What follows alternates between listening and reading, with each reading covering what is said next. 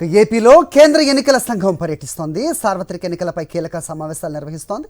జిల్లా కలెక్టర్లు, ఎస్పీలతో సీఈసీ బృందం సమీక్ష జరుపుతోంది. ఈ నేపథ్యంలో సీఈసీని వైఎస్ఆర్సీపీ ఎంపీ విజయసాయిరెడ్డి బృందం కలిసింది. అలాగే 8 పార్టీల ప్రతినిధుల వినతి పత్రాలు తీసుకోనుంది సీఈసీ. ఇదే అంశంపై మరిన్ని అప్డేట్స్ మా కరెస్పాండెంట్ సతీష్ ఇస్తారు. సతీష్, చెప్పండి. కేంద్ర ఎన్నికల బృందం రాష్ట్రంలో పర్యటిస్తున్నట్టుగా చూస్తున్నాం. సో సమీక్ష కూడా నిర్వహించబోతోందని తెలుస్తోంది. ఏంటి మీ దగ్గర ఇన్పుట్?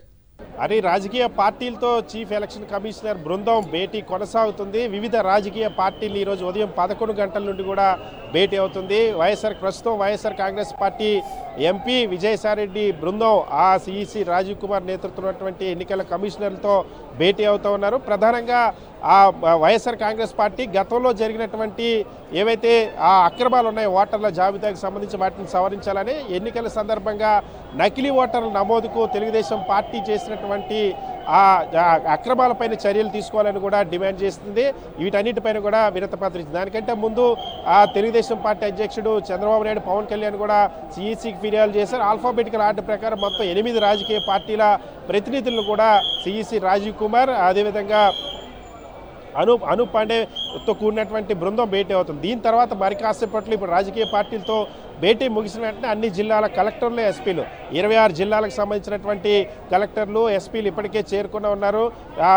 పోలీస్ కమిషనర్లు కూడా చేరుకుని వీళ్ళందరితో కూడా చీఫ్ ఎలక్షన్ కమిషనర్ సమీక్ష నిర్వహించున్నారు. ఆంధ్రప్రదేశ్ రాష్ట్రం ఉన్నటువంటి 46,165 పోలింగ్ స్టేషన్లో సజావుగా ఎన్నికల పోలింగ్ నిర్వహించేందుకు అవసరమైనటువంటి చర్యలపైన ఏ విధంగా చర్యలు తీసుకోవాలి, ఎటువంటి అప్రమత్తమైనటువంటి చర్యలు తీసుకోవాలి, ఎటువంటి ఏర్పాట్లు చేయాలనే అంశంపైన సిఈసి దిశానిర్దేశం చేయబోతున్నారు. 2 రోజుల పాటు కూడా సమీక్ష చేయనున్నారు. రాజకీయ పార్టీ ఇచ్చిన ఫిర్యాదులకు సంబంధించి గతంలో కొన్ని రాజకీయ పార్టీలు, ముఖ్యంగా ప్రధానంగా తెలుగుదేశం పార్టీ లాంటి రాజకీయ పార్టీలు బల్క్గా ఏవైతే ఫామ్ 7ని నమోదు చేయించి డూప్లికేట్ ఓటర్ల నమోదుకు ప్రయత్నించింది, దానిపైన గతంలోనే ఈసీకి వైఎస్ఆర్ కాంగ్రెస్ పార్టీ ఫిర్యాదు చేసింది. దానిపైన ఇప్పటికే చర్యలు తీసుకొని అన్ని జిల్లాల కలెక్టర్లు కూడా స్పష్టమైనటువంటి ఆదేశాలను ఎన్నికల కమిషన్ ఇచ్చింది.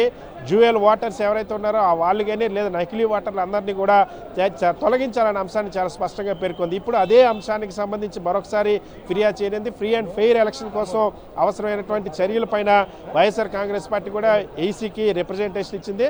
సో అన్ని రాజకీయ పార్టీల నుండి వినతులు స్వీకరించిన తర్వాత వాళ్ళ దగ్గర నుండి వచ్చేటువంటి సలహాలు, సూచనలు, కంప్లైంట్స్ అన్నింటినీ కూడా పరిశీలించిన తర్వాత ఇప్పుడు జిల్లా కలెక్టర్లు, అదేవిధంగా ఎస్పీలతో సమీక్ష నిర్వహిస్తారు. రేపు చీఫ్ సెక్రటరీ, డీజీపీతో పాటు రాష్ట్ర స్థాయి అన్ని శాఖల అధికారులు, ఎవరైతే ఎన్నికల విధుల్లో ఉండేటువంటి నోడల్ ఆఫీసర్స్ ఉంటారో ఈ నోడల్ ఆఫీసర్లు అందరితో కూడా రేపు చర్చ జరగనుంది, రేపు సమీక్ష జరగనుంది. రేపు తర్వాత 4:30 గంటలకు ఏ విధంగా ఆంధ్రప్రదేశ్ రాష్ట్రంలో ఎన్నికలకు ఈసీ సన్నద్ధంగా ఉంది, ఏ విధంగా ఎన్నికలను నిర్వహించబోతా ఉన్నారు, కొత్తగా ఓటింగ్కి సంబంధించి ఏమైనా కొత్త చర్యలు తీసుకోబోతా ఉన్నారా, కొత్తగా ఎటువంటి బాధ్యతలు ఏ స్థాయి అధికారులకి మార్పులు చేర్పులు చేయబోతా ఉన్నారు, వీటన్నిటి అంశాలపైన కూడా ఈసీ దిశానిర్దేశం చేయబోతుంది. ఈసారి ఇప్పటికే ఈ నెల 22వ తేదీన ఆ ఎన్నికల ఓటర్ల జాబితాకి సంబంధించి తుది జాబితాని ప్రకటించనుంది.